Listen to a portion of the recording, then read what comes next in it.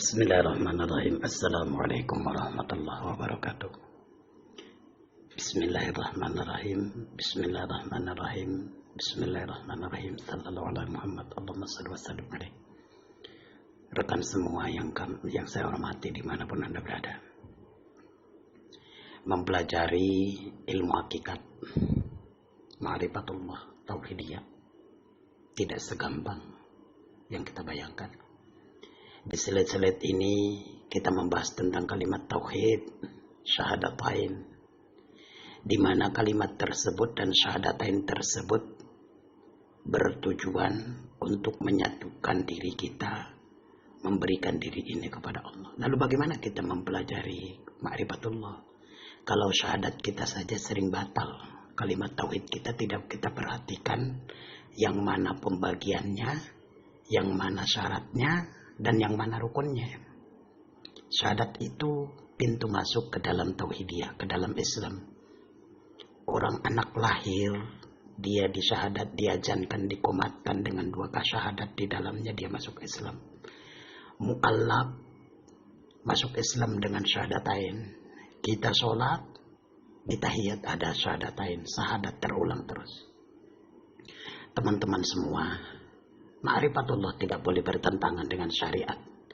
Imam Al-Qushairi An-Naisaburi di dalam kitab Risalatul Qushairiyah mengatakan bahwasanya syariat itu adalah disiplin ubudiyah, sedangkan hakikat adalah musyahadahnya ketuhanan.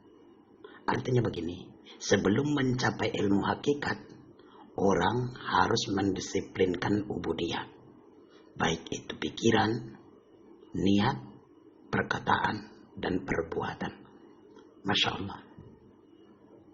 Sementara Imam Al-Qushairi juga menyatakan bahwasanya musyahadah itu maksudnya adalah sirnanya perasaan seorang hamba karena kuatnya bekas-bekas sifat uluhiyah ketuhanan pada dirinya.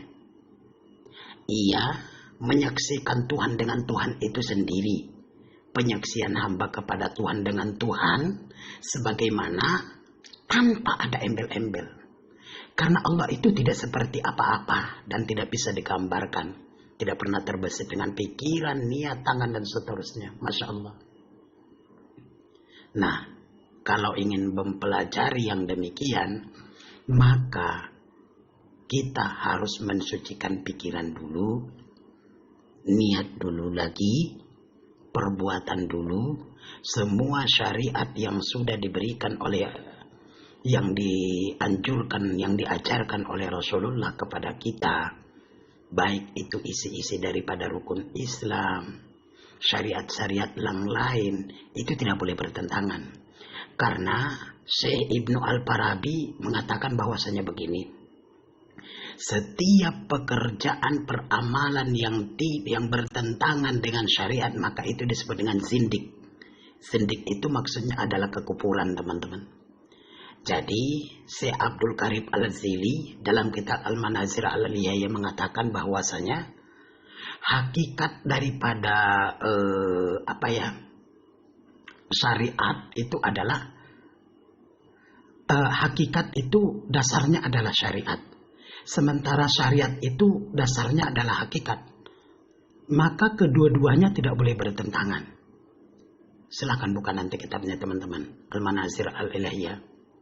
Jadi ketika ada peramalan seseorang yang bertentangan, bertolak belakang dengan syariat, lalu bagaimana dia bisa mencapai kajian-kajian tariqah ilahiyah?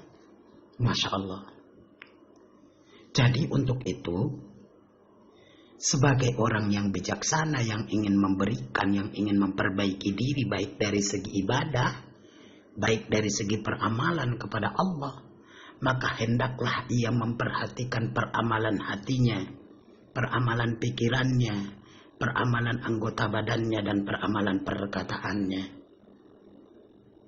Allah menjanjikan bahwasanya setiap orang baik akan didatangi dengan yang baik. Allah itu maha baik, hanya bersama orang yang baik. Janganlah karena segala sesuatu keburukan yang kita terima, yang kita pikir itu buruk, lalu kita menganggap bahwasanya itu bukanlah sesuatu yang baik buat kita. Masya Allah. Allah tidak akan memberikan sesuatu yang tidak baik untuk kita. Fa'atba'a sababa, maka ikutilah sebabnya. Artinya kita harus benar-benar ingkiat. Ingkiat itu maksudnya adalah tunduk dan patuh. Kita mengikrarkan di dalam diri bahwasanya setiap syariat yang diajarkan yang harus kita lakukan sebenarnya adalah kebutuhan kita. Kita melakukan segala sesuatunya itu karena kecintaan kita kepada Allah. Banyak di antara kita yang tidak bisa menempatkan posisi di mana uluhiyahnya, di mana ketuhanannya, teman-teman. Bahkan banyak orang yang mengatakan bahwasanya orang yang benar-benar mengamalkan menuntut ilmu ma'rifatullah atau tauhidiyah ini tidak perlu banyak syarat-syarat yang lain. Tidak, teman-teman. Kita lebih dulu harus mendisiplinkan syariatnya dulu. Dari syariat, karena dasar daripada hakikat itu adalah syariat. Sementara tanpa hakikat juga syariat itu tidak bisa berdiri sendiri. Artinya mereka saling melengkapi. Kalau saling melengkapi, kenapa harus dipisahkan? Teman-teman semua, kita benar baik dengan ciptaan dan cintanya Allah. Maka ketika kita beramal, maka semestinya di pikiran kita, di hati kita itu rasakan bahwasanya itu adalah tanda bukti cinta kita kepada Allah.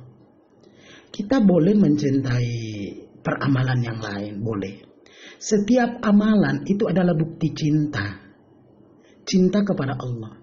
Kita bersalawat karena kecintaan kita kepada Rasulullah, yang bersyukur kepada Allah telah mengutus Rasulullah itu kepada kita untuk memperbaiki cara pandang kita, cara hidup kita, dan untuk mencapaikan kita kepada mardotillah.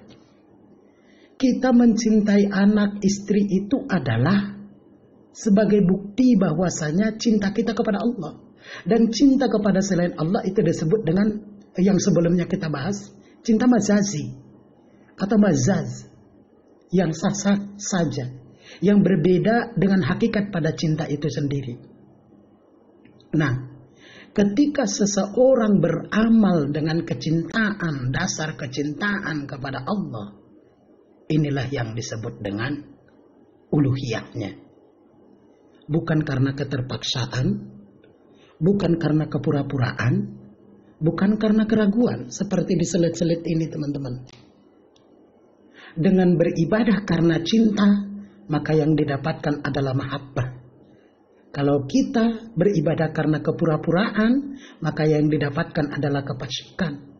Ketika kita beribadah karena kepaksaan, maka yang didapatkan adalah keraguan. Pilih mana, teman-teman? Jadi, sebagai orang yang ingin belajar, perhatikanlah apakah syahadat kita, kalimat tauhid kita udah batal apa belum. Perbaiki ia, maka dia akan datang kepada Anda.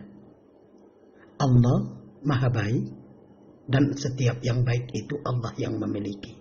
Maka dia akan memberikan kepada orang-orang yang baik.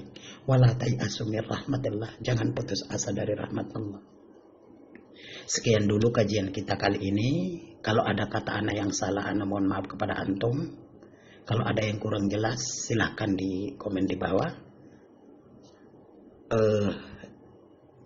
Next time kita akan mencoba membuka slide lagi yang membatalkan syahadat dan bagaimana resikonya ketika kita beribadah dengan syahadat yang batal. Wallahul muwaffiq ila aqwamit thoriq. Wassalamualaikum warahmatullahi wabarakatuh. Bismillahirrahmanirrahim. Assalamualaikum warahmatullahi wabarakatuh. Bismillahirrahmanirrahim. Bismillahirrahmanirrahim. Bismillahirrahmanirrahim. Sallallahu alaihi Muhammad. Allahumma shalli wa sallim alaihi. Rekan semua yang saya hormati dimanapun Anda berada, mempelajari ilmu hakikat